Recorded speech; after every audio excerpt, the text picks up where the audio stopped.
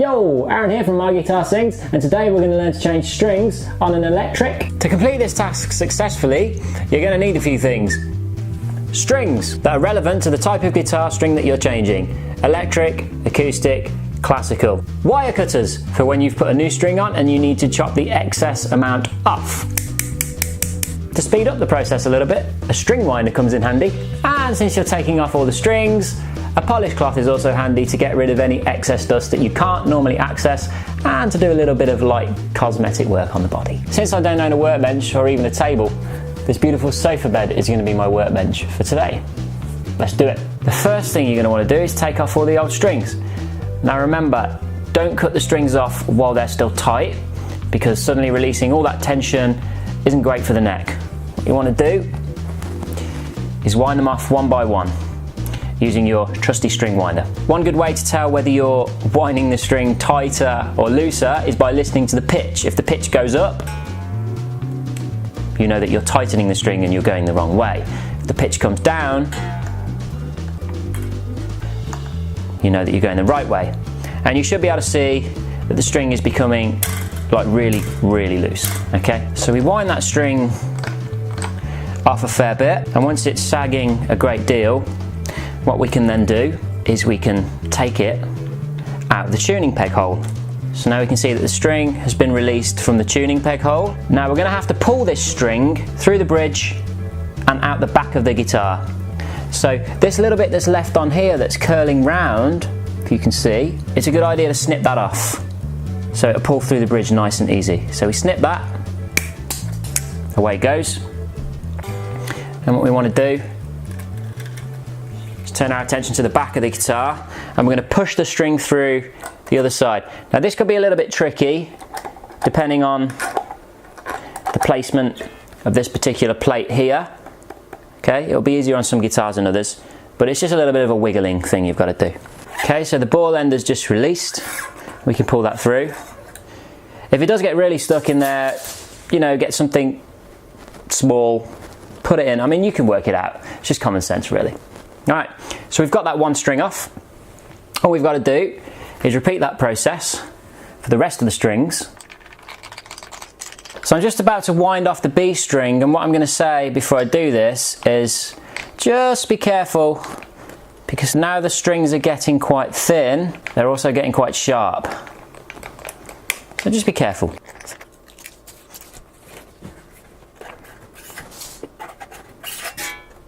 Okay. So now we can see that a guitar has no strings on it. Voila, magic.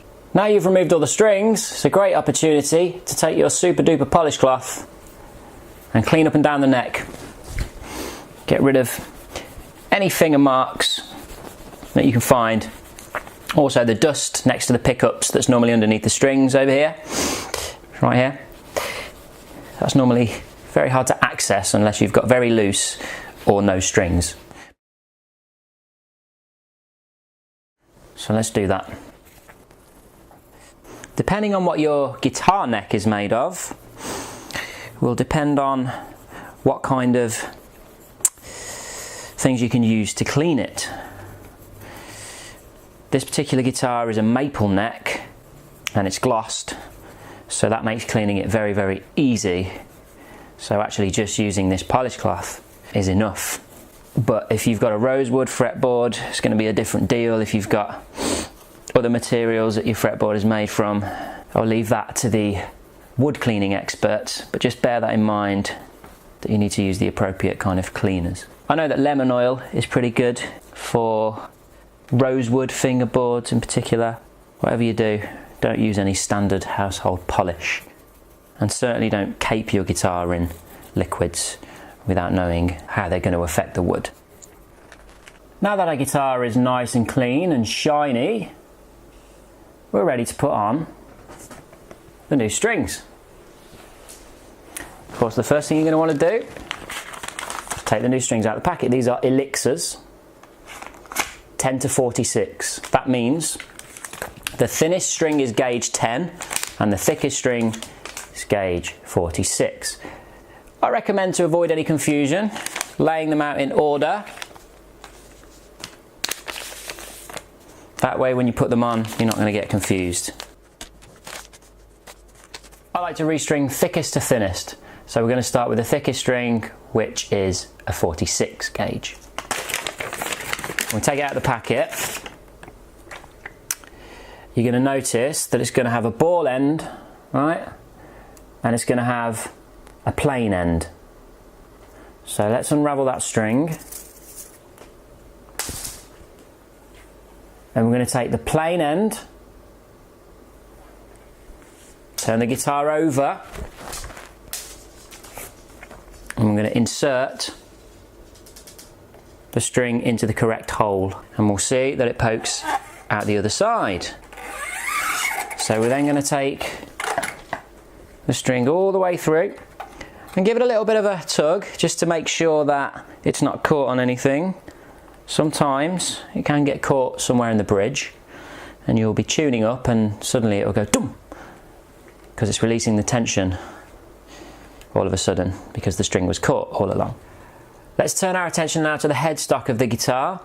Okay, so we're going to take our tuner and turn the tuner so the hole is parallel to the neck of the guitar. So the hole is now facing so that the string is going to go through this way, right? And then what we're going to want to do is wind the string around the inside of the tuner. Notice the direction that I'm coming from. Okay, we're coming from the inside of the tuner. And we go round once. And just before we complete the final circle all the way round, we poke the string through the hole.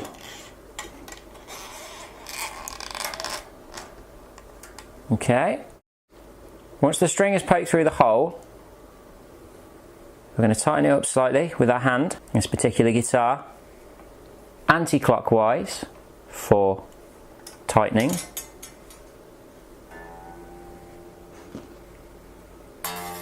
And this is where our headstock tuner comes in very handy. Let's get it in a position where you can see it. We're going to try and find the note E. So we've more or less got an E now. And here's the crucial thing. What we need to do is we need to stretch that string out. And the reason we stretch the string is because if we don't, as soon as we start playing, it's going to go out of tune. All new strings should be stretched out.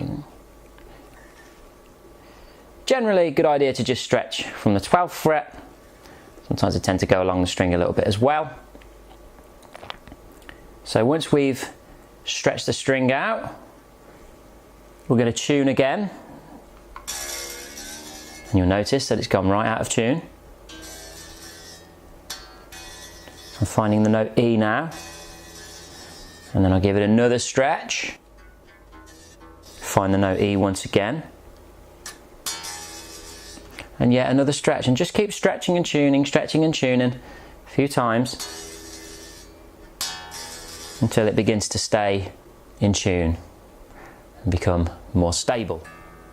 And now our string's in tune, we can grab our snips and snip off the excess string. Get as far down as you can. And there it is. We just need to repeat that process another 5 times.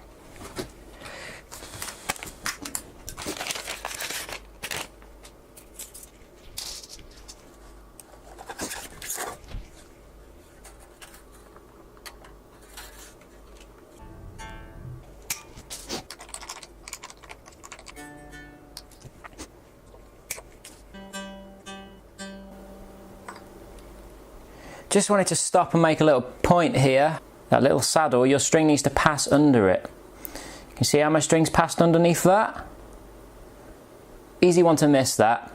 Your B string goes under it on the left and your high E string goes under it on the right. Obviously that's going to be different for a left hand guitar, but I'm sure you can work it out.